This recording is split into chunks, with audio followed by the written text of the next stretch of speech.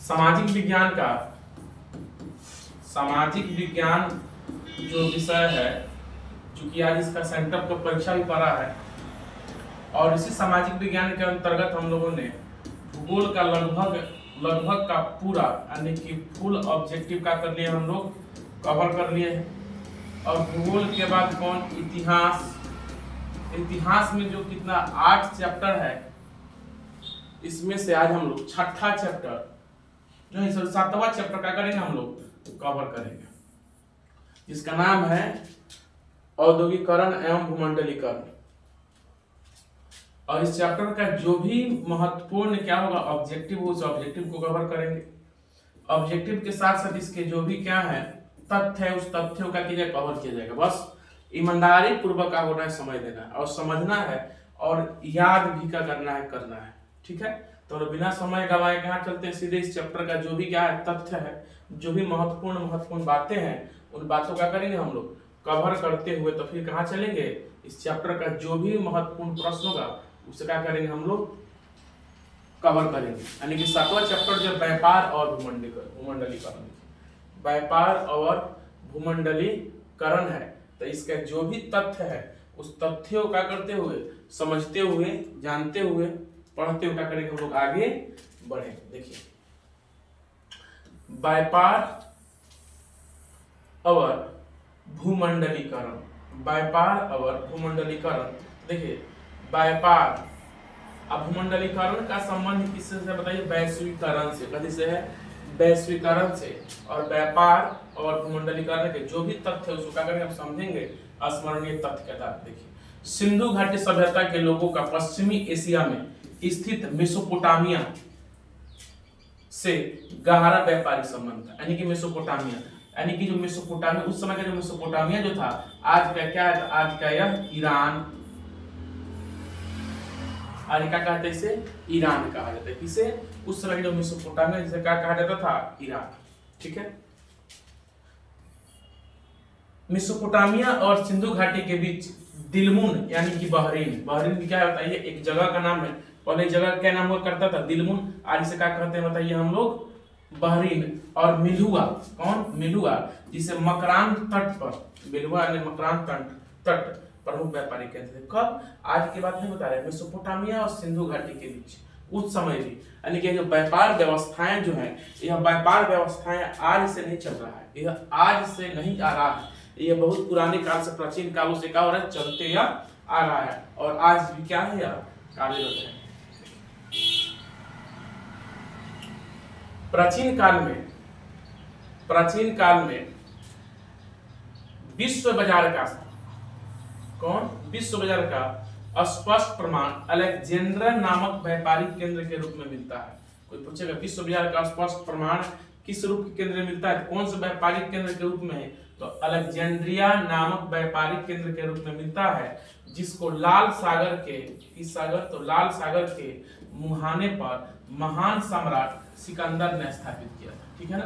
यानी कि अलेक्जेंड्रिया नामक जो व्यापारिक केंद्र जो था, अलेक्जेंड्रिया नामक जो व्यापारिक केंद्र था, इस व्यापारिक केंद्र का स्थापित किसने किया था, तो याद रहे कौन, सम्राट सिकंदर ने स्थापित किए थे। यह कहाँ है, तो इसको किस रूप से, तो विश्व बाजार का स्पष्ट प्रमाण हम किस रूप में, तो अलेक्जेंड्रिया नामक व्यापारिक केंद्र के रूप में प्राप्त कर सकते हैं, जो कहाँ पे है, तो लाल सागर के मुहाने पर महान सम्राट सिकंदर के द्वारा क्या हुआ, स्थापित किया गया।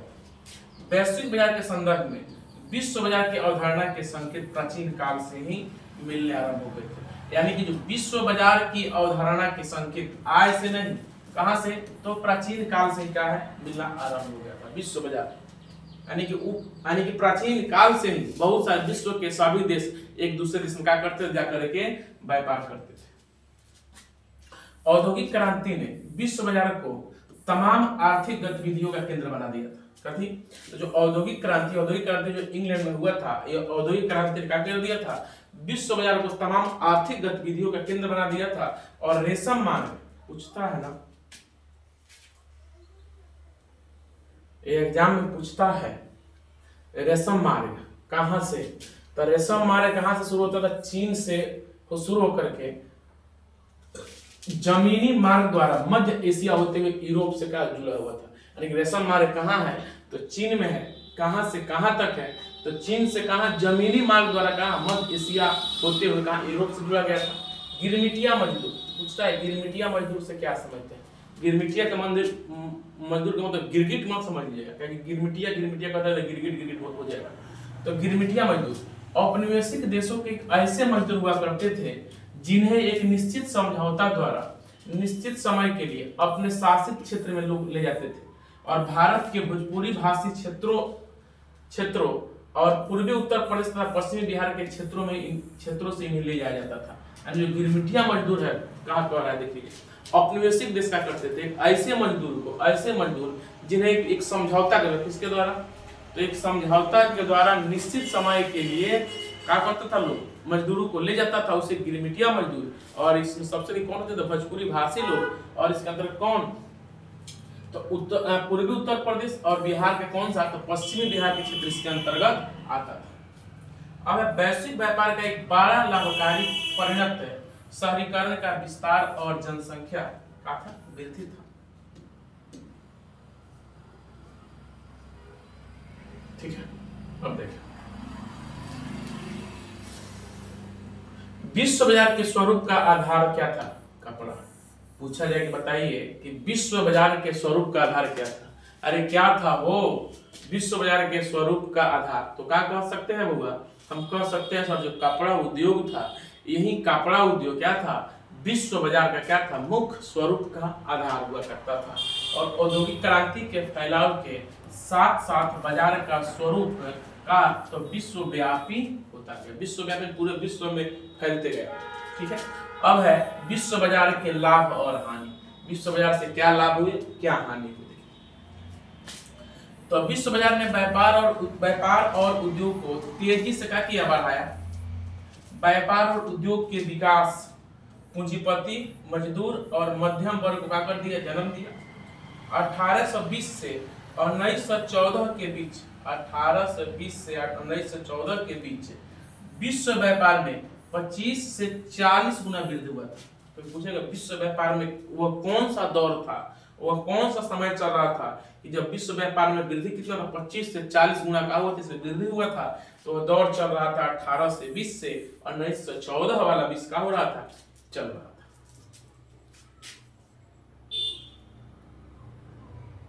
अगला है संपूर्ण वैश्विक व्यापार का कितना परसेंट, तो 60% हिस्सा। संपूर्ण वैश्विक व्यापार का 60% हिस्सा कहां से, तो कृषि उत्पाद, खनन और कपड़ा उद्योगों का था। विश्व व्यापार बाजार में एशिया और अफ्रीका में, विश्व बाजार कभी हुआ, एशिया और अफ्रीका में उपनिवेशवाद एवं साम्राज्यवाद के नए युग को क्या किया, जन्म दिया था। कौन, तो विश्व बाजार। कौन, विश्व बाजार ने एशिया और अफ्रीका में उपनिवेशवाद ने क्या कर दिया, उपनिवेशवाद एवं साम्राज्यवाद के नए युग का क्या किया, जन्म दिया। औपनिवेशिक देशों में विश्व बाजार ने अकाल, हानि है, विश्व बाजार से अकाल, भूखमरी, गरीबी का है, तो सीधी सी बात है भाई, बहुत सारे लोग क्या कहते हैं, औपनिवेशिक देश, यानी कौन देश, और स्वतंत्र देश नहीं, औपनिवेशिक देश, यानी कि किसी देश का क्या, गुलाम। तो चूंकि यहाँ की जितनी उत्पाद हुआ करती थी, ये सारा उत्पाद विश्व बाजार में चला जाता था। यहाँ पे खरीद बिक्री करने वाला कोई बचता नहीं था, जिसके चलते यहाँ पे अकाल पड़ जाता था, भूखमरी होता था, गरीबी होता था, जैसे मानवीय संकटों को भी जन्म दिया था। विश्व बाजार ने साम्राज्यवादी प्रतिस्पर्धा यानी कि प्रकार का कथी, उपनिवेशवादी नीति को भी क्या किया, बढ़ावा दिया, यानी कि लोगों के अंदर एक प्रतिस्पर्धा, एक कंपटीशन आ गया था। यही तो साम्राज्यवादी प्रतिस्पर्धा ही तो, अगर आप विश्व इतिहास पढ़े हुए तो मालूम चलेगा कि सर यही साम्राज्यवादी प्रतिस्पर्धा है जो विश्व युद्ध का क्या है, जन्म दिया है। इसी साम्राज्यवादी प्रतिस्पर्धा के कारण ही प्रथम विश्व युद्ध का हुआ था, शुरू हुआ था। वो यूरोपीय देशों के बीच पैदा किया, इससे उग्र राष्ट्रवाद ने क्या किया, जन्म लिया।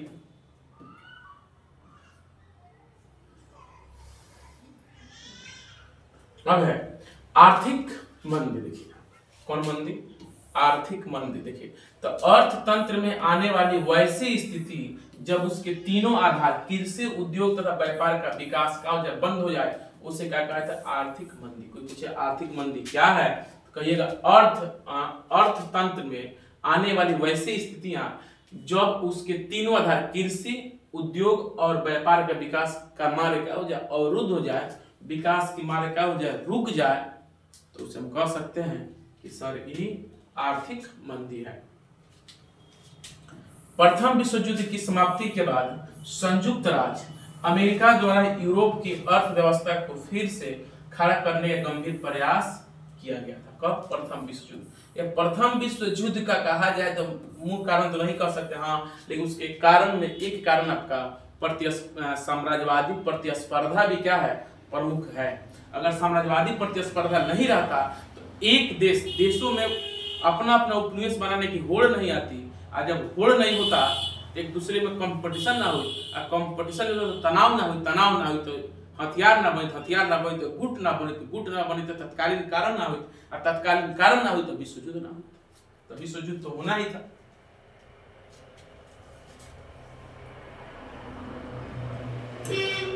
अगला है, वैश्विक बाजार में ही कुशल श्रमिकों को विश्व स्तर पर पहचान और आर्थिक लाभ प्राप्त होता था।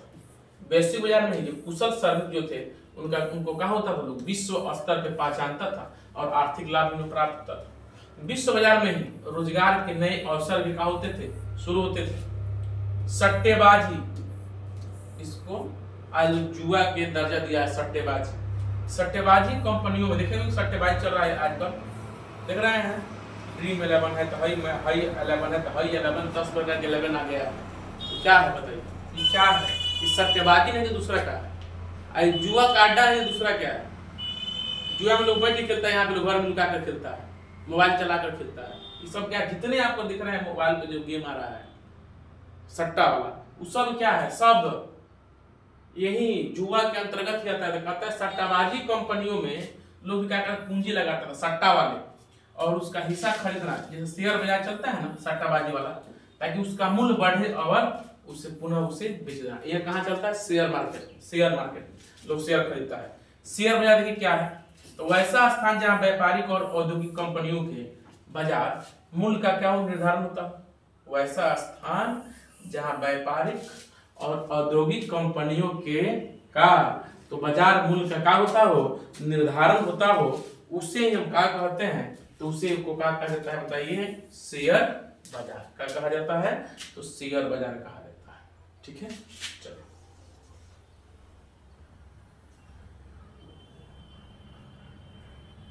देखिए,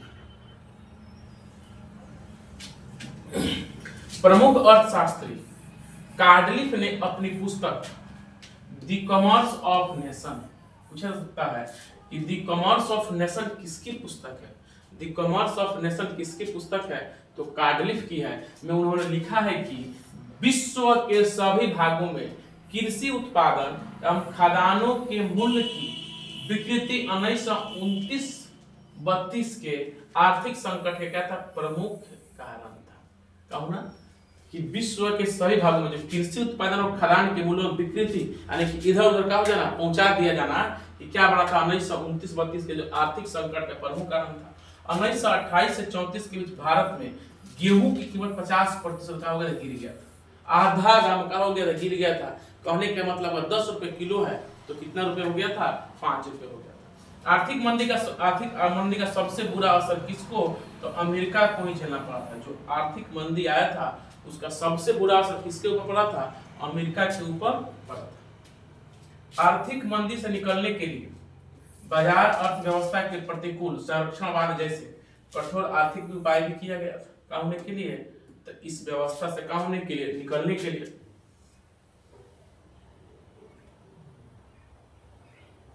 अमेरिकी राष्ट्रपति फ्रैंकलिन डी रूजवेल्ट ने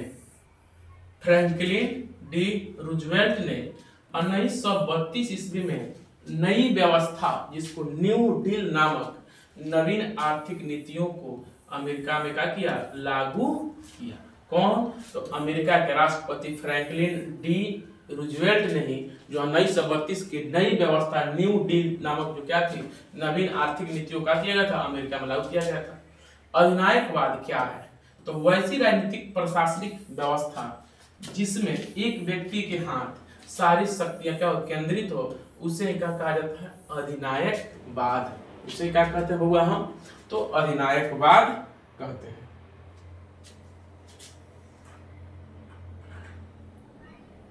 चलिए अगला प्रश्न है, 1932 में लोजान सम्मेलन हुआ था, याद रहे। लोजान सम्मेलन कब हुआ था, तो लोजान सम्मेलन हुआ था 1932 में। लोजान सम्मेलन 1932 में। ईमानदारी से बताइएगा, ईमानदारी से बताइएगा कि जो सामाजिक विज्ञान हम लोग पढ़ रहे हैं, इसका जो भी सीरीज चल रहा है ऑब्जेक्टिव का, आज आपका जो का हुआ है, सेंटअप का परीक्षा हुआ है, उसमें से इतिहास भूगोल में जो हम पढ़ाए हैं उसमें से आया है कि नहीं आया? आया है सोहू बताइए, और नहीं आया है सोई बताइए। एक बात बताने में हंसी भी है और शर्म भी आता है कि अगर आप चाहिएगा कि हम नाचें, गाएं, कूदें, यह हमसे नहीं होगा। चाहे आपको पढ़ना हो तो पढ़िए और नहीं पढ़ना हो तो नहीं पढ़िए। हाँ, पढ़ाई में किसी प्रकार का 1% की भी कटौती नहीं होगा। अगर हमसे कोई बेहतर पढ़ाता हो तो क्या कीजिए, मुझे बताइए कि हाँ सर आपसे भी बेहतर कोई पढ़ाता है, और उनसे भी आगे मैं ना निकला तो आप कहिएगा, लेकिन आपको कहना होगा। कहने में किसी प्रकार का डर नहीं होना चाहिए कि आपसे बेहतर कौन है। हमसे आप बताइए, आप 2 से 3 दिन के अंदर उनसे बेहतर न मैं करके आपको दिखा दिया तो कहिएगा। क्योंकि ऑनलाइन में बहुत सारा सिस्टम की आवश्यकता होता है। अभी हम लोग धीरे धीरे शुरू कर रहे हैं, तो जब धीरे धीरे किसी भी चीज शुरू किया जाता है ना, तो समस्याएं उत्पन्न होती है, बहुत सारा समस्या का उत्पन्न होता है, और वही व्यक्ति सफल होता है जो समस्याओं से लड़ते हुए आगे बढ़ता है। ठीक है, तो इस बात को गौर कीजिए और ध्यान से कर कीजिए, समझिए। तो लोजान सम्मेलन कब हुआ था, तो लोजान सम्मेलन 1932 में हुआ, जिसमें जर्मन के क्षतिपूर्ति राशि को कम कर दिया गया ताकि व्यापार का हो सके, बढ़ सके। फ्रांस के विदेश मंत्री ब्रिया, उस समय फ्रांस के विदेश मंत्री हुआ करते थे कौन, ब्रिया ने पहली बार यूरोप में एक आर्थिक संघ बनाने का सुझाव दिया था। किसने सबसे पहली बार आर्थिक संघ बनाने का सुझाव दिया था, तो ब्रिया ही कौन थे, वो पहला यूरोपीय व्यक्ति थे, फ्रांस के पहला विदेशी मंत्री, और पहली बार यूरोप में कहा थे आर्थिक संघ बनाने का सुझाव दिए थे। कौन था, ब्रिया कौन थे, तो ब्रिया फ्रांस के एक विदेश मंत्री हुआ करते थे। देखिए न्यू डील क्या है, अभी हमने देखा ना भाई, अमेरिका में रूजवेल्ट के समय में क्या हुआ था, एक नई आर्थिक नीति लागू हुआ था। जन कल्याण की एक बड़ी योजना से संबंधित नई नीति, जिसमें आर्थिक क्षेत्र के अलावा राजनीतिक और प्रशासनिक नीतियों को भी क्या किया जाता हो, नियमित किया गया। अब है आर्थिक मंदी का, जिसका एकमात्र देश पर प्रभाव बिल्कुल नहीं पड़ा हुआ था, कौन, रूस। याद रहे, विश्व का वो कौन सा देश था, विश्व का वह कौन सा देश था जिसके ऊपर आर्थिक मंदी का बिल्कुल भी प्रभाव नहीं पड़ा था, तो वह कौन देश था, रूस था। वह देश कौन था, वह देश रूस ही था, जिसके ऊपर आर्थिक मंदी का थोड़ा सा भी क्या हुआ था, प्रभाव नहीं पड़ा था। आर्थिक मंदी का थोड़ा सा भी प्रभाव नहीं पड़ा था। 1944 में अमेरिका स्थित न्यू हैम्पशायर में ब्रिटेन वुड्स नामक स्थान पर संयुक्त राष्ट्र मौद्रिक एवं वित्तीय सम्मेलन, याद रहे, संयुक्त राष्ट्र मौद्रिक एवं वित्तीय सम्मेलन कहाँ हुआ था, कब, 1944 में अमेरिका में कहा, द न्यू हैम्पशायर में, कहा, ब्रिटेन वुड्स नामक स्थान पर। ठीक है, 1948 में ब्रुसेल्स संधि हुआ था। ठीक है, ब्रुसेल्स की संधि कब हुआ था, तो 1948 में ब्रुसेल्स की संधि हुआ था। माध्यम से क्या हुआ था, शुरू हुआ। और यूरोपीय आर्थिक समुदाय का स्थापना कब, तो 1957 में। और यूरोपीय इकोनॉमिक कम्युनिटी की भी स्थापना कब, तो 1997। 1945 के बाद विश्व में 2 भिन्न भिन्न अर्थव्यवस्थाओं का प्रभाव पड़ा था। 1945 के बाद विश्व में 2 भिन्न भिन्न अर्थव्यवस्थाओं का हुआ था, प्रभाव क्या था, पड़ा था। साम्यवादी अर्थव्यवस्था वाले देशों के गुट का नेतृत्व सोवियत रूस कर रहा था। ठीक है ना। कोई पूछेगा साम्यवादी अर्थव्यवस्था वाले देश का नेतृत्व के करत रहे हैं, तो सोवियत रूस कर रहा था, ठीक है। चलिए अगला है भूमंडलीकरण। देखिए आगे है ना, जिसको हम पढ़े थे व्यापार और भूमंडलीकरण में, भूमंडलीकरण समझिए जीवन के सभी क्षेत्रों का एक अंतरराष्ट्रीय स्वरूप जिसमें दुनिया के सभी भाग को आपस में जोड़ दिया जाए, इसे कहते हैं भूमंडलीकरण। विश्व का कौन, विश्व का वह क्षेत्र अंतरराष्ट्रीय स्वरूप जिसमें दुनिया के सभी देश एक दूसरे से जुड़ा हो। एक शब्द में समझिए ना कि सर जब जुड़ जाए जुड़ जाए तब उसे भूमंडलीकरण कह सकते हैं। सर उसे हम वैश्वीकरण कह सकते हैं। विश्व के सभी देश एक दूसरे से क्या हो जाए, अंतरराष्ट्रीय स्तर पर क्या हो, कनेक्ट हो जाए, उसे हम क्या कहते हैं, तो उसे हम भूमंडलीकरण कहते हैं, ठीक है। और 1991 के बाद विश्व बाजार के अंतर्गत ही एक नवीन आर्थिक प्रवृत्ति भूमंडली का उत्कर्ष हुआ, जो निजीकरण और आर्थिक उदारीकरण से क्या था, प्रत्यक्ष रूप से क्या था, जुड़ा हुआ था। अब भूमंडलीकरण ने संपूर्ण विश्व के अर्थतंत्र का केंद्र बिंदु संयुक्त राज्य अमेरिका को बना दिया। देखिए भूमंडलीकरण ने संपूर्ण विश्व के अर्थतंत्र का केंद्र किसे बना दिया, तो संयुक्त राज्य अमेरिका। किसे, संयुक्त राज्य अमेरिका को भूमंडलीकरण ने संपूर्ण विश्व के अर्थतंत्र का बना दिया था, तो केंद्र बिंदु का कर दिया था, बना दिया था।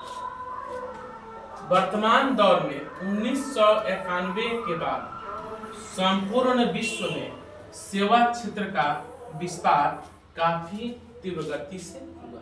कब, तो वर्तमान दौर में यानी कि अभी के दौर में 1921 के बाद संपूर्ण विश्व में कौन सा सेवा में सबसे तीव्र गति से विस्तार हुआ है, तो वो कौन क्षेत्र, तो सेवा क्षेत्र। कौन क्षेत्र, सेवा क्षेत्र, ठीक है। इस चैप्टर का जितना स्मरणीय तथ्य था वो स्मरणीय तथ्य क्या कर लिए हम लोग, कवर कर लिए। अब इस चैप्टर का जितना भी क्या है महत्वपूर्ण ऑब्जेक्टिव है, उस महत्वपूर्ण ऑब्जेक्टिव को क्या करेंगे हम, कवर करेंगे, ठीक है ना। जो भी इस चैप्टर का महत्वपूर्ण ऑब्जेक्टिव है उसे क्या कीजिए। अभी तक हमने जो पढ़ा, अब कहिएगा सर जब आप ऑब्जेक्टिव सीरीज लेकर बताते हैं तो फिर का है कि देखिए, तो किसी भी चीज को कवर करने के लिए, किसी भी चैप्टर को शुरू करने के लिए पहले उसके बारे में थोड़ा सा जानना क्या होता है, आवश्यक होता है। हम मानते हैं कि आप क्या करते हैं, जानते हैं, इसके बाद भी क्या करते हैं, हम आपको बता रहे हैं ताकि जब पहले जानते हैं तो और बेहतर होगा, और नहीं जानते हैं तो वही तो कोई बात है, तो आपके जीवन में, आपके अध्ययन में क्या होगा, नया विषय जुड़ जाएगा, इसके बारे में आपको क्या अच्छे से जानकारी हो जाएगी। इसीलिए हमने कहा कि अस्मरणीय तथ्य को सामने रखा। विश्व बाजार के रूप में पहला कौन सा नगर उभर के सामने आया था, वह पहला नगर कौन था जो विश्व बाजार के रूप में सबसे पहले का वो तो उभर करके सामने आया था, का वो लंदन था, का पेरिस था, का अलेक्जेंड्रिया था, का दिलमुन था। तो आपको मैंने बताया ना कि यही अलेक्जेंड्रिया नाम व्यापारिक केंद्र हुआ करता था, जो कहाँ, दिलमुन के मुहाने पर, लाल सागर के मुहाने पर सम्राट सिकंदर के द्वारा क्या हुआ था, स्थापित किया गया था। इसलिए एक का आंसर क्या हो जाएगा आपका, सी, यानी कि विश्व बाजार के रूप में पहला कौन सा नगर उभर के सामने आया था, यही अलेक्जेंड्रिया शहर का हुआ था, सबसे पहले उभर करके सामने आया था।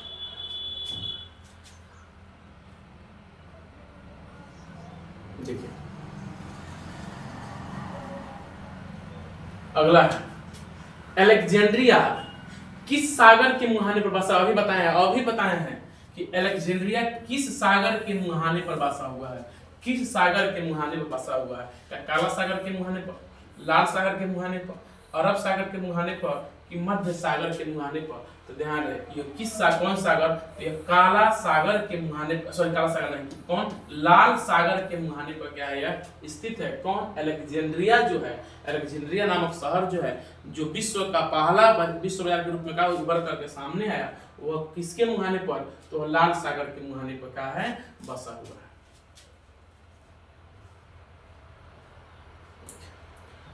प्राचीन काल में किस स्थल मार्ग से एशिया और यूरोप का व्यापार होता था, वह कौन सा मार्ग था, प्राचीन काल का वह कौन सा मार्ग था जिस मार्ग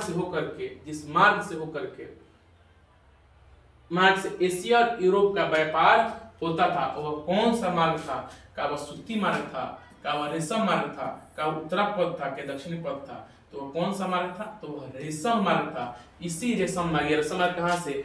चीन से शुरू होता था और यूरोप तक का हुआ था। यह चीन के यूरोप से कहा मध्य एशिया तक का हुआ था। यह जमीनी मार्ग से कहा हुआ था, यह जुड़ा हुआ था।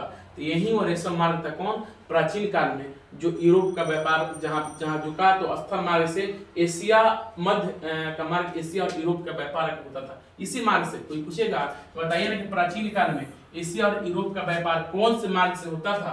तो बता तो दिए, अब बताना है साहब कौन? रेशम मार्ग। एग्जाम में साहब एकदम ऐसा ऐसा चोट मारना है कि एग्जामिनर को क्या हो जाए, दौरा पड़ जाए, कैसा ये विद्यार्थी सवाल बनाया है। तो उसके लिए तैयारी भी क्या करना होगा?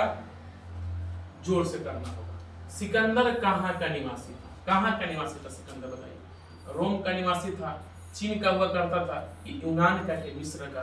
कहाँ का निवासी था? कौन? सिकंदर। यानी सिकंदर निवास है, सिकंदर का जन्म कहाँ हुआ था, उसी को लोग बोलता है निवास स्थान। तो कहाँ का निवासी था? का यह रोम का निवासी था, का चीन का था, का यूनान का था, कि मिस्र का था? तो याद रहे कौन? जो सिकंदर जो था यह यूनान का निवासी हुआ करता था। सिकंदर कहाँ का निवासी? तो सिकंदर जो था वह यूनान का निवासी हुआ करता था।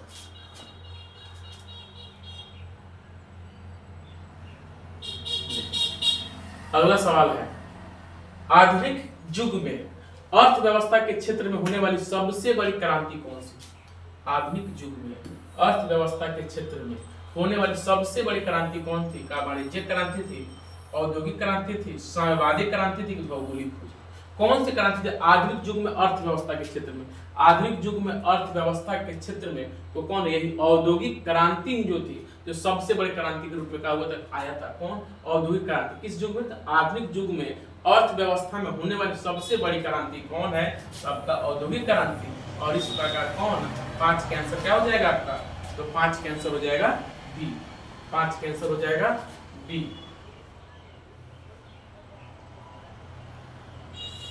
ईस्ट इंडिया कंपनी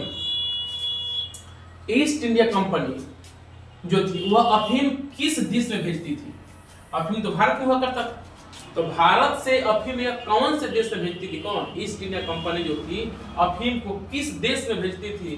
का अफगानिस्तान भेजती थी, का अमेरिका भेजती थी, का जापान में भेजती थी, कि चीन में भेजती थी? किस जगह भेजती थी? कौन? ईस्ट इंडिया कंपनी अफीम को। तो याद रहे वह इलाका कौन था, वह देश कौन था? चीन का होता था। ईस्ट इंडिया कंपनी जो थी अफीम कहाँ भेजती थी? जो भारतीय लोग से अफीम की खेती कराया जाता था, नीली खेती होता था, उसमें कहाँ अफीम कहाँ जाता था? चीन जाता था। इसलिए 6 का आंसर क्या हो जाएगा आपका? डी हो जाएगा। 6 का आंसर क्या हो जाएगा?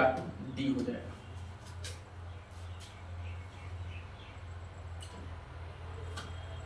अगला प्रश्न, विश्व बाजार के स्वरूप का आधार क्या था? विश्व बाजार के स्वरूप का आधार क्या था? का रेशम उद्योग, लोहा उद्योग, कोयला उद्योग, की वस्त्र उद्योग? यानी कि जो विश्व बाजार का जो स्वरूप है वह किस आधार पे कहा हुआ, मंथन का कहा हुआ, खड़ा हुआ, उसका आधार क्या था?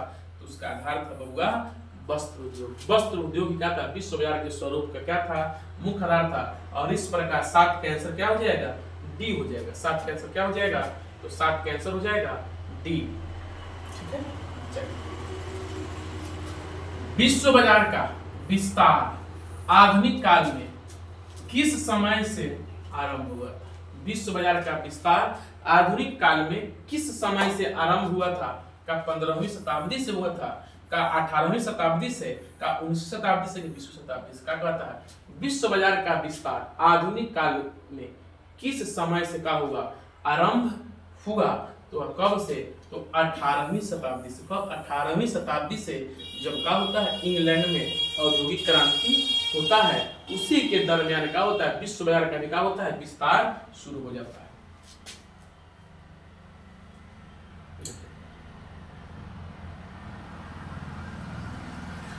विश्व बाजार का स्वरूप विश्वव्यापी किस क्रांति के बाद?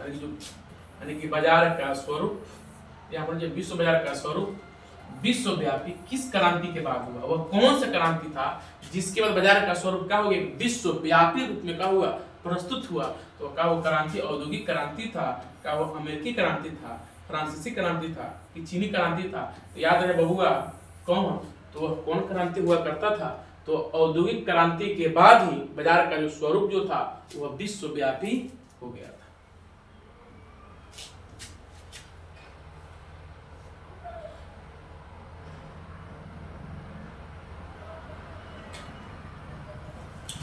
भारत के किस प्रदेश से अधिकांश गिरमिटिया श्रमिक बाहर ले जाए गए? भारत के वह कौन सा प्रदेश हुआ करता था जहां से गिरमिटिया श्रमिक बाहर जाते थे? क्या राजस्थान से, केरल से, पंजाब से, उत्तर प्रदेश? या उत्तर प्रदेश और कौन? बिहार।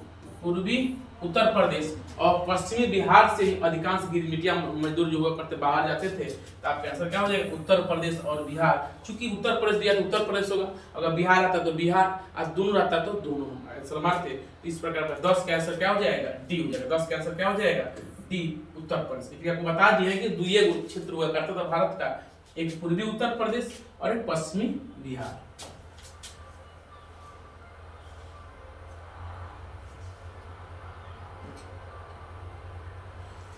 गिरमिटिया मजदूर बिहार के किस क्षेत्र से भेजे जाते थे? और बिहार का कौन सा इलाका हुआ करता था जहां से गिरमिटिया मजदूरों को भेजा जाता था? क्या वो बिहार का पूर्वी क्षेत्र था, बिहार का उत्तरी क्षेत्र था, बिहार का पश्चिमी क्षेत्र, कि बिहार के दक्षिणी क्षेत्र? वह कौन सा क्षेत्र होता था? कौन सा क्षेत्र होता था जहां से बिहार का कौन सा क्षेत्र जहां से गिरमिटिया मजदूरों को बाहर भेजा जाता था? गिरमिटिया मजदूर बताएंगे ना भाई, यह इसमें वैसे मजदूर हुआ करते थे इसमें किसी व्यक्ति को निश्चित समय के लिए एक निश्चित संधि के द्वारा, निश्चित समझौता के द्वारा लोग काम पर ले जाते थे। ठेकेदारी कहिए ना, ठेकेदारी 2 साल के लिए, 3 साल के लिए ले जा रहे हैं, फिर उसके बाद छोड़ देंगे। तो इसमें सबसे अधिक कहाँ के लोग? पूर्वी उत्तर प्रदेश और पश्चिमी बिहार के। तो आपका आंसर क्या हो जाएगा? बिहार का वह पश्चिमी क्षेत्र। हम लोग का क्षेत्र नहीं, हम लोग तो बिहार के उत्तरी क्षेत्र में है। यह बिहार के पश्चिमी क्षेत्र के लोग को ही कहा तो गिरमिटिया मजदूर के रूप में बिहार से बाहर जाते थे।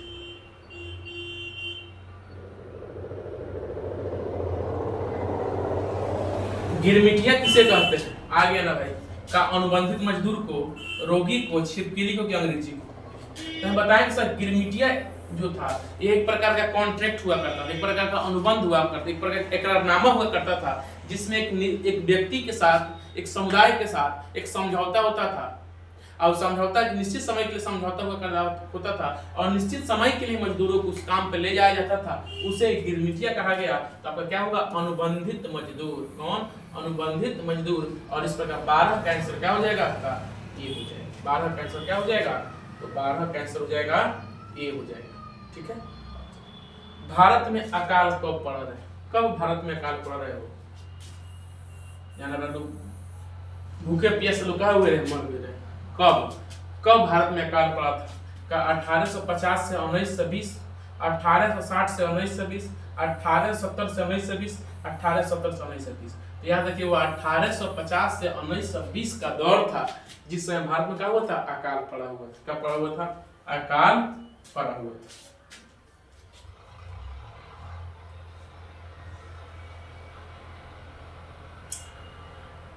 अगला है कच्चा कपास का निर्यात। कौन कपास? कच्चा कपास का निर्यात 1800 से 1872 के बीच 5% से बढ़ा करके कितना प्रतिशत हो गया था? यानी कि 1800 से लेकर 1872 के बीच कपास का जो कच्चा कपास का निर्यात 5% से बढ़कर कितना प्रतिशत हो गया था? 5% से बढ़कर के कितना प्रतिशत हो गया था? कौन? कच्चा कपास का निर्यात 1800 से 1872 के बीच में 5% से बढ़ा करके कितना परसेंट का कर दिया गया था?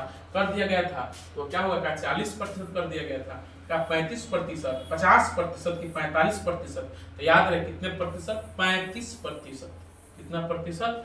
35% कर दिया गया था।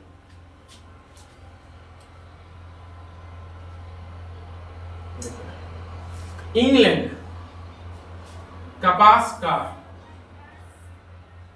आयात करता था। क्या करता था? कपास का आयात करता था। और आयात वह मुख्य रूप से कहां से करता था? मुख्य रूप से कहां से करता था? कौन? इंग्लैंड का। वो भारत से करता था, चीन से करता था, फ्रांस से करता था, स्पेन से करता था। याद रहे। तो जब इंग्लैंड जो कपास का आयात जो था, कपास का जो आयात हुआ करता था, वो पहले अमेरिका से करता था, लेकिन अमेरिका में गृह युद्ध शुरू हो जाने के कारण अमेरिका कपास का निर्यात नहीं कर पाता था, जिसके बाद इंग्लैंड ने भारत के किसानों का किया इसके लिए उत्साहित करते हैं, यहाँ के जमींदारों को क्या करते हैं, मुनाफा देते हैं कि पहले मजदूरों को रुपया दीजिए, और तब यहाँ के मजदूर क्या होते हैं, कपास से खेती करते हैं। लेकिन जैसे ही क्या होता है, कहाँ भारत के, और जैसे ही फिर अमेरिका के गृह युद्ध समाप्त होता है, फिर अमेरिका कपास देना शुरू कर देता है, तब भारत में कपास की मांग क्या हो जाती है, कम हो जाती है। तो वह कहाँ से, तो मुख्य रूप से कहाँ से, तो भारत से। कहाँ से, भारत से। कहाँ से, भारत से।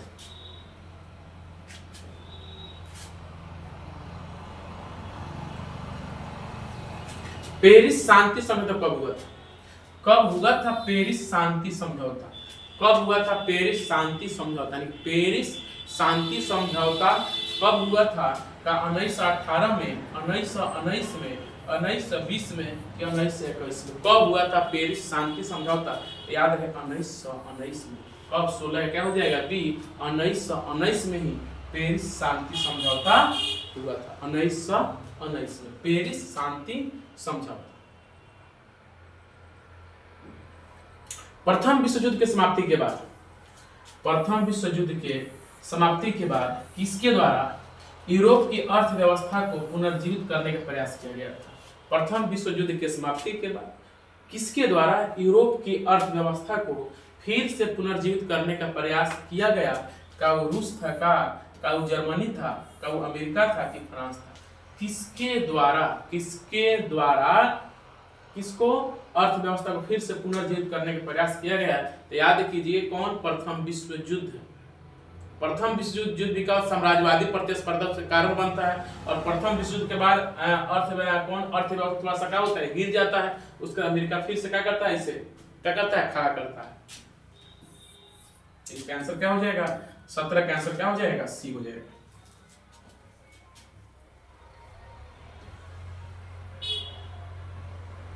अगला सवाल है, 1923 में विश्व को पूंजी देने वाला दुनिया का सबसे बड़ा कर्जदाता देश कौन है। वह 1923 में विश्व को पूंजी देने वाला दुनिया का सबसे बड़ा कर्जदाता देश कौन है, सबसे कर्जदाता, कर्जदाता यानी कर्जा देने वाला देश कौन था, का वो फ्रांस था, अमेरिका था, जर्मनी था, तो इंग्लैंड था। तब एक बात समझिए, फ्रांस भी प्रथम विश्व युद्ध में शामिल था, जर्मनी भी प्रथम विश्व युद्ध में शामिल था, और इंग्लैंड भी प्रथम विश्व युद्ध में शामिल था। ये तो शामिल नहीं था, तो स्वाभाविक है इसकी अर्थव्यवस्था मजबूत होगा, और जब इसकी अर्थव्यवस्था मजबूत होगा तो कर्जा यही ना देगा। ये तीनों आदमी क्या कर दिया, युद्ध में एकदम भूमिका में रह लो, आज तीन क्या कर दिया, खूब लड़ाया, खूब पिन मार मार के क्या करा, युद्ध करा दिया, और अपने युद्ध में क्या हुआ, कुछ नहीं किया। तो देखते हुए थोड़ा सा द्वितीय विश्व युद्ध में वो अंत में क्या करता है, थोड़ा सा सोते जाएगा, थोड़ा विचार बम बिक बाग के कहता है भाई चलो हम शामिल हो गए। तो प्रथम विश्व युद्ध में कुछ बोलबे नहीं किया था, कौन, अमेरिका। तो स्वाभाविक है इसकी इसी की अर्थव्यवस्था मजबूत होगा, और जब एक अर्थव्यवस्था मजबूत हुई तो कर्जा का फ्रांस दिए हैं, जर्मनी दिए, इंग्लैंड दिए, तो कौन 1923 में विश्व को पूंजी देने वाला दुनिया का सबसे बड़ा कोई कर्जदाता देश रहे, तो कौन है, अमेरिका है। कौन है, अमेरिका। और इस प्रकार आपका आंसर क्या हो जाएगा, 18 का क्या हो जाएगा, डी हो जाएगा। 18 क्या हो जाएगा, डी हो जाएगा। ठीक है, चलिए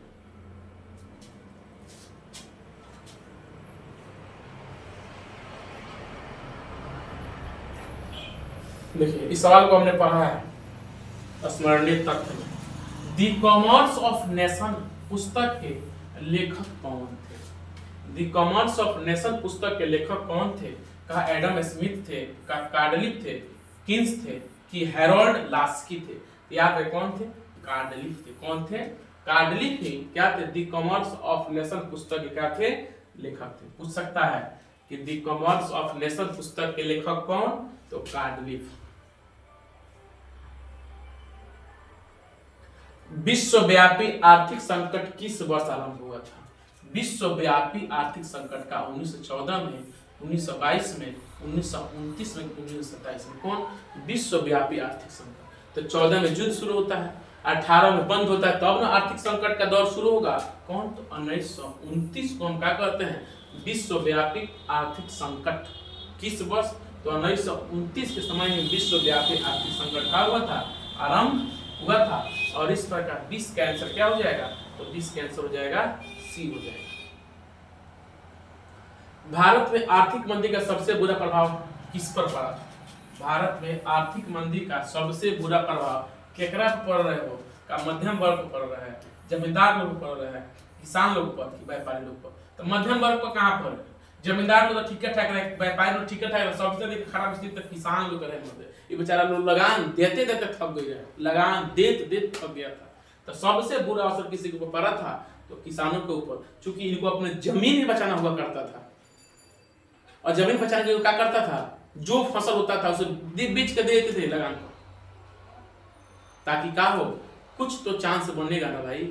तो कौन? यही भारत में जो आर्थिक मंदी जो हुआ था, इसका सबसे बुरा असर किसी के ऊपर पड़ा था? तो सबसे बुरा असर पड़ा था किसानों पर। और इस प्रकार 21 के आंसर क्या हो जाएगा? 21 के आंसर हो जाएगा सी हो जाएगा।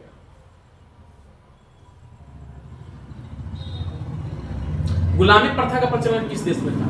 वह कौन सा देश था भाई जहां पे गुलामी प्रथा क्या था? प्रचलित था। वो विश्व का कौन सा देश था जहां पे गुलामी प्रथा क्या था? प्रचलित था। कौन प्रथा? गुलामी प्रथा क्या था? प्रचलित था। का वह भारत था? का वह चीन था? का अमेरिका था? का वह रूस था? गुलामी प्रथा का प्रचलन किस देश में था? किस देश में था गुलामी प्रथा का प्रचलन?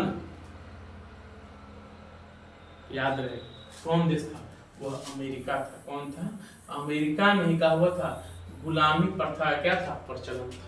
यही वह देश था जहाँ पे गुलामी प्रथा का प्रचलन क्या हुआ था? शुरू हुआ था। उसके बाद तो सब जगह शुरू हो ही जाए, पहले शुरू तो कोई कर दो। आर्थिक महामंदी का विश्व अर्थव्यवस्था पर क्या प्रभाव पड़ा? कौन? आर्थिक महामंदी का विश्व अर्थव्यवस्था पर क्या प्रभाव पड़ा? का उत्पादन में तेजी है। उत्पादन कहां से तेजी है? जब आर्थिक महामंदी आई तो उपभोक्ता वस्तु की मांग में तेजी आई, यो ना हुई। अकाल पड़ी कि बेरोजगारी का हुई? का हुआ था? क्या हुआ था भाई? तब बेरोजगारी हुआ। बेरोजगारी, और जब बेरोजगारी हो जाए तो अकाल पड़ जाए, तो हम कह सकते हैं सर 23 का सबसे महत्वपूर्ण आंसर क्या हो जाएगा? डी। क्या हो जाएगा? डी। और इस प्रकार 23 के आंसर क्या होगा? डी। कौन? बेरोजगारी।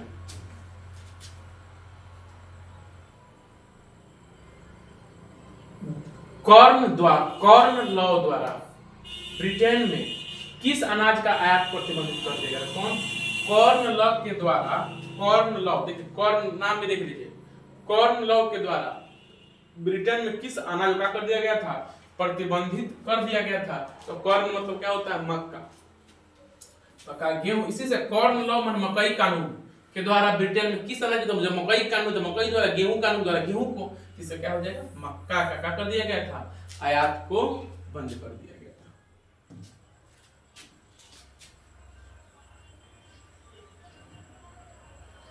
अठारह से 1914 के बीच, 1820 से 1914 के बीच विश्व व्यापार में कितना गुना की वृद्धि हो चुकी थी? 1820 से 1914 के बीच विश्व व्यापार में कितना गुना की वृद्धि हुआ था? का 15 से 20 गुना, का 25 से 40 गुना, 20 से 40 गुना, कि 30 से 50 गुना? कितने गुना का हुआ था? वृद्धि हुआ था। तो बताइए क्या 15 से 20 गुना होगा, 25 से 40 गुना, कि 20 से 40 गुना, कि 30 से 50 गुना? कब? तो 1820 से 1914 के बीच। 18 से 20 से 1914 के बीच विश्व व्यापार में कितना गुना वृद्धि हुआ था? तो याद है 25 से 40 गुना प्रयोग किया। 25 से 40 गुना का हुआ था, मुनाफा हुआ था। और इस प्रकार 25 का आंसर क्या हो जाएगा? तो 25 का आंसर हो जाएगा आपका बी। 25 का आंसर क्या हो जाएगा? तो 25 का आंसर हो जाएगा बउआ बी।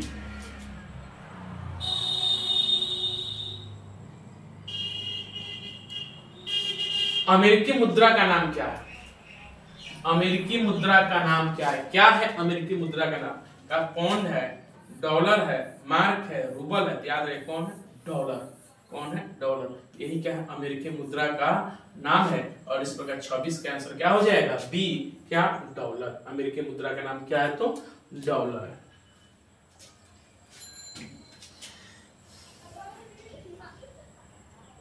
आर्थिक संकट के कारण यूरोप में कौन सी नई शासन प्रणाली का हुआ था?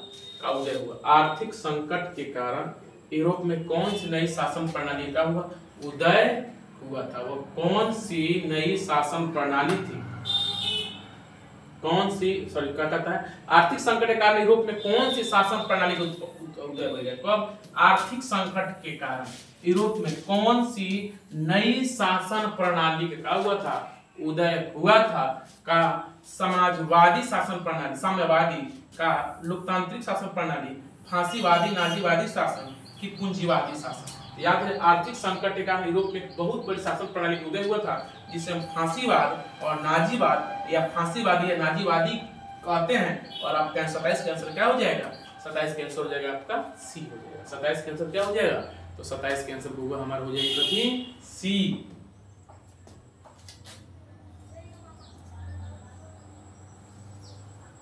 देखिए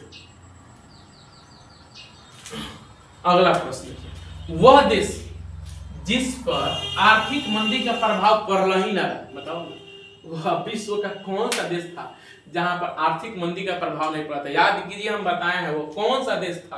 का वह इंग्लैंड था, का वह अमेरिका था, का वह जर्मनी था जिस पे आर्थिक मंदी का असर नहीं हुआ था, कि का वह रूस था जिसके ऊपर आर्थिक मंदी का कौन बिल्कुल ही प्रभाव नहीं पड़ा था? वह जिस प्रकार था उसी प्रकार का हो गया, रह गया। तो क्या था बताइए? रूस। क्या था बताइए?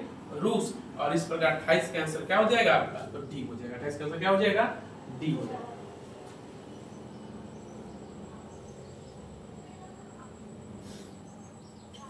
उनतीस देखिए, अमेरिका के किस राष्ट्रपति ने न्यू आर्थिक नीति लागू किया था? न्यू आर्थिक नीति को लागू किया था? निक्सन थे, जॉर्ज वाशिंगटन थे, फ्रैंकलिन डी रूजवेल्ट थे, कि जॉर्ज बुश थे? यही रूजवेल्ट, फ्रैंकलिन डी रूजवेल्ट थे जिन्होंने न्यू डील यानी कि नवीन आर्थिक नीति का किया था, लागू किया था। कौन थे? अमेरिका के राष्ट्रपति थे फ्रैंकलिन डी रूजवेल्ट।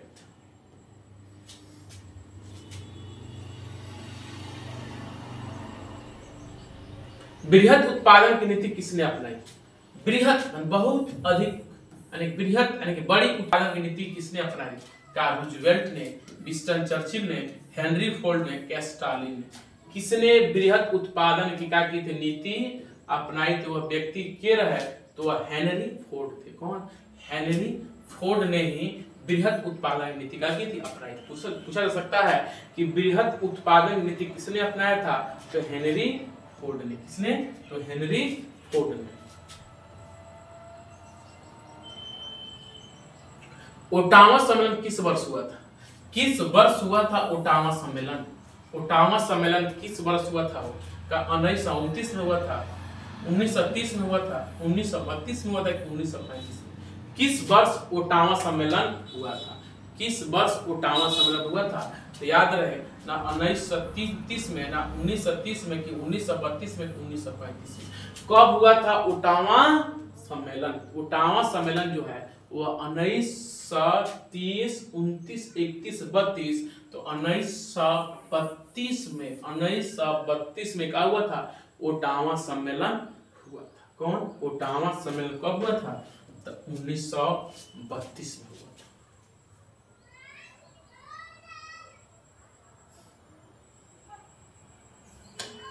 देखिए, बृहत उत्पादन व्यवस्था किस देश में आरंभ किया गया था? देखिए आगे है, बृहत उत्पादन व्यवस्था किस देश में क्या हुआ था? तो बृहत उत्पादन व्यवस्था किसने लागू किया था? हेनरी फोर्ड ने। कौन? Henry Ford. अब कहता है बृहत उत्पादन व्यवस्था कौन सी? इसके पहले था बृहत उत्पादन व्यवस्था किसने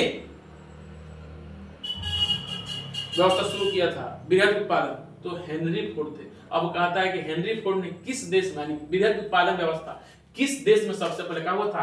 आरंभ किया गया। तो वह कौन सा देश था? तो वह कौन सा देश था? का ब्रिटेन था, वो का रूस था, कि अमेरिका था, कि जर्मनी था? तो वह कौन सा देश था कि जहां पर बृहत उत्पादन व्यवस्था शुरू हुआ था? तो वह कौन था? अमेरिका था। कौन था? अमेरिका। इसी अमेरिका के थे कौन? हेनरी फोर्ड, जिन्होंने बृहत उत्पादन किया था।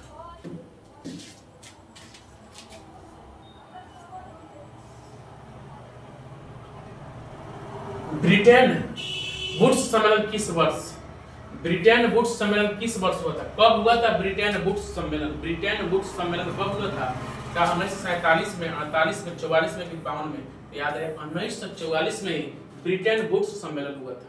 पूछता है कि ब्रिटेन वुड्स सम्मेलन किस वर्ष हुआ था, तो ब्रिटेन वुड्स सम्मेलन 1944 में हुआ। कब हुआ था, तो 1944 में हुआ था।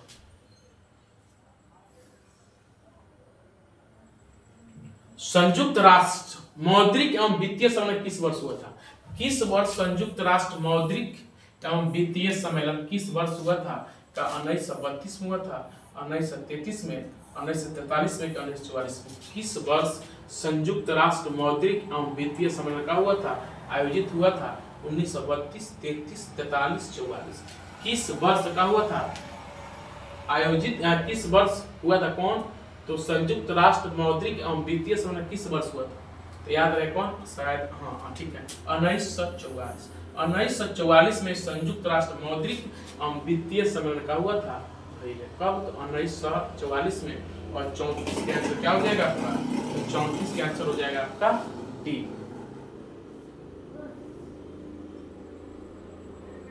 उन्नीस सौ 45 के बाद विश्व में कितने अर्थव्यवस्था का प्रभाव पड़ा, 1945 के बाद विश्व में कितने अर्थव्यवस्था का प्रभाव पड़ा था, का 1, 2, 3, 4। याद रखिएगा 2 अर्थव्यवस्था पर क्या हुआ था, इसका प्रभाव पड़ा था।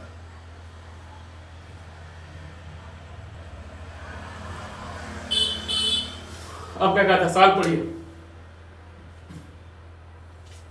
साम्यवादी आर्थिक व्यवस्था वाले देशों के गुट का नेतृत्व कौन कर रहा था, कौन, साम्यवादी अर्थव्यवस्था वाले देश के गुट का नेतृत्व क्या करता है, का सोवियत रूस था, अमेरिका था, ब्रिटेन था कि जर्मनी था, वो कौन देश था, कौन है, तो याद रखें बताया है कि साम्यवादी अर्थव्यवस्था वाले देश के जो गुट का नेतृत्व कौन, तो सोवियत रूस के द्वारा किया जा रहा था। तो आंसर भी आपका क्या हो जाएगा, सोवियत रूस हो जाएगा।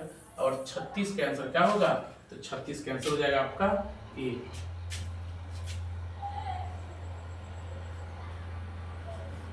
पूंजीवादी अर्थव्यवस्था वाले देशों के गुट का नेतृत्व कौन कर रहा था, फिर यही सवाल आगे, कौन, सोवियत रूस, कौन, सोवियत रूस।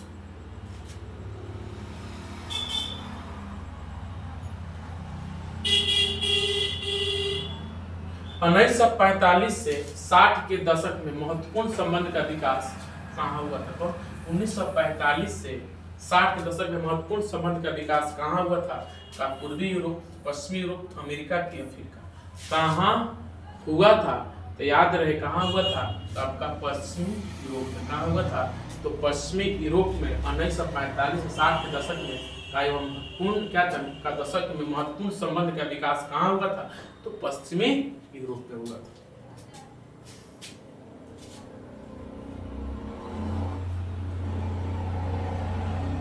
आ गया ना।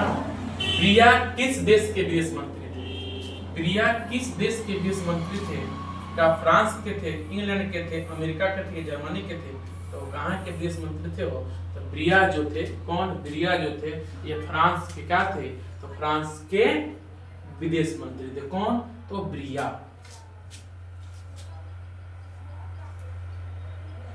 यहाँ पे 2 आ गया है, कौन बात ना, अखिर में कवर करेंगे तो ब्रुसेल्स नहीं, ब्रुसेल्स संधि कब हुआ था, कब हुआ था ब्रुसेल्स की संधि, ब्रुसेल्स की संधि कब हुआ था, का 1946 में हुआ था, 1948 में, 1945 में, 1944 में। कब हुआ था, याद रहे 1948 में क्या हुआ था, ब्रुसेल्स का संधि हुआ था, कब, 1948 में।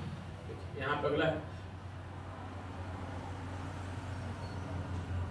WTO अर्थात विश्व व्यापार संगठन की स्थापना किस वर्ष हुआ, किस वर्ष WTO या विश्व व्यापार संगठन का हुआ स्थापना हुआ था, तो विश्व व्यापार संगठन की स्थापना कब हुआ था, का 1995 में, 1994 में, 1936 में, कि कोई नहीं, कब हुआ था वो, कब हुआ था बताइए, याद है कब, 1995 में ही का हुआ था, विश्व व्यापार संगठन का हुआ था, स्थापना हुआ था, ठीक है ना, 1995। और 41 का आंसर क्या हो जाएगा आपका, 41 का आंसर हो जाएगा आपका ए, ठीक है।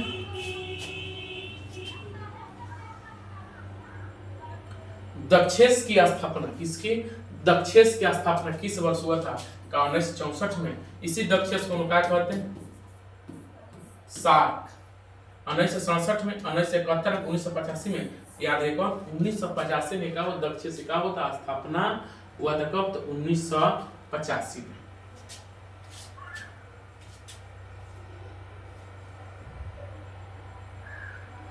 अंतरराष्ट्रीय आर्थिक विनिमय का प्रवाह किस पर आधारित नहीं है? किस पर आधारित नहीं है अंतरराष्ट्रीय आर्थिक विनिमय का प्रवाह? अंतरराष्ट्रीय आर्थिक विनिमय का प्रवाह किस पर आधारित नहीं है? का व्यापार पर, श्रम पे, पूंजीपति उद्योग पे। तो आपका कैंसर क्या हो जाएगा? कैंसर हो जाएगा उद्योग। उद्योग पर अंतरराष्ट्रीय आर्थिक विनिमय का प्रवाह क्या आधारित नहीं है? किस पर? उद्योग पर। इस पर 43 का आंसर क्या हो जाएगा आपका? 43 का आंसर हो जाएगा डी। अब देखिए आगे सब भूमंडलीकरण शब्द का इजाद किसने किया? किसने भूमंडलीकरण शब्द का पहले प्रयोग किया था? किसने? वो कौन व्यक्ति थे जिसे सबसे पहले भूमंडलीकरण शब्द का के दिए थे? का किन्स थे? का ब्रिया थे? का फ्रेडरिक विलियम थे? कि जॉन विलियमसन ने? किसने? वो कौन व्यक्ति थे? तो सब क्षेत्र में देख रहे हैं अमेरिका थे, इसमें भी अमेरिका ही होगा। कौन? तो कौन थे? जॉन। लेकिन नहीं, देश नहीं पूछ रहा है, पूछ रहा है भूमंडलीकरण शब्द का इजाद किसने दिया था?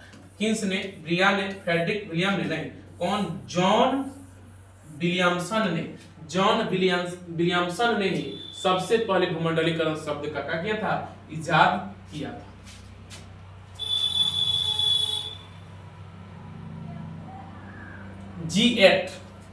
G8 की स्थापना कब हुई थी? का 1975 में, 1977 में, 1978 में, 1979। कब हुआ था G8 की स्थापना? G8 की स्थापना कब हुआ था? तो याद रहे G8 की स्थापना कब हुआ था? 1975। कब हुआ था? 1975 में। क्या हुआ था? G8 का क्या हुआ था? स्थापना हुआ था। भूमंडलीकरण की शुरुआत किस दशक में हुआ था? वह कौन से दशक था जब भूमंडलीकरण का शुरुआत होता है? का 1990 के दशक था, 1970 के दशक था, 1960 के दशक में, 1980 के दशक में। तो याद रहे 1990 के दशक हुआ करता था जिस समय भूमंडलीकरण का हुआ था, शुरुआत हुआ था 1990 के दशक में। द्वितीय महायुद्ध के बाद यूरोप में कौन सी संस्था का उदय आर्थिक प्रभाव को समाप्त करने के लिए हुआ था?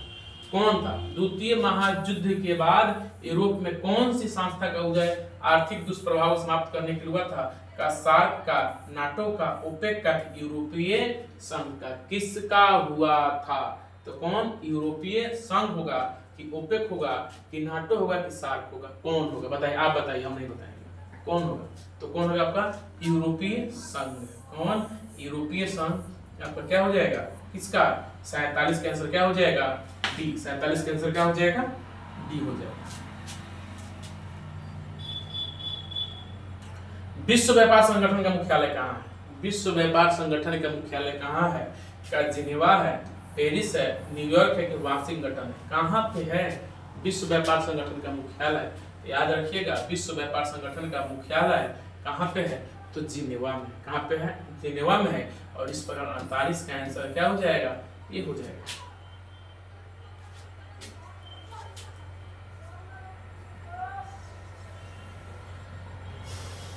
उन्नीस सौ 91 में दिन में से कौन से अस्तित्व में आया था? 1991 में इनमें कौन रहे जो क्या हुआ था?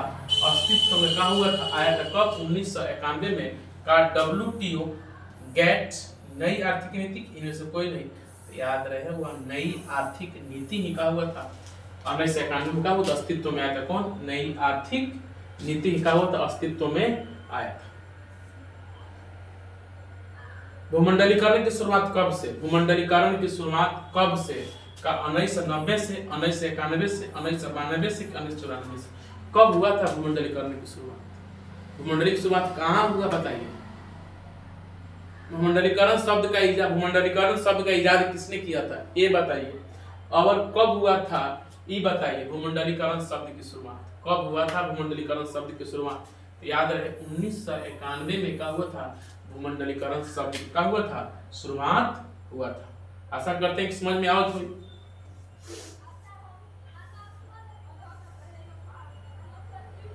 देखिए समझ में उसको आता है जो समझने के लिए बैठेगा, और समझने के लिए वही बैठेगा जिसको समझना होगा। जिसको समझना ही नहीं है वो आएगा, देखेगा, फुर्र देखा होगा, भागेगा। तो जो फुर्र आज भागी ना, वो ये रिजल्टों का हो जाएगा, उनसे फुर्र देखा हो जाएगा, भाग जाएगी, खोजते रहिए रिजल्ट होगा, ना मिले। और दिन का रोला पर कोई पछताने वाला भी का होगा, नहीं मिलेगा। इसलिए आप ईमानदारी से पढ़िए, लगन से पढ़िए और देखते हैं कि सफलता आपको कैसे नहीं क्या होता है मिलता है। 1991 के बाद संपूर्ण विश्व में किस क्षेत्र का विस्तार सबसे तीव्र गति से, अगर जो जरी से जो पढ़त हुई उसको मालूम होगा।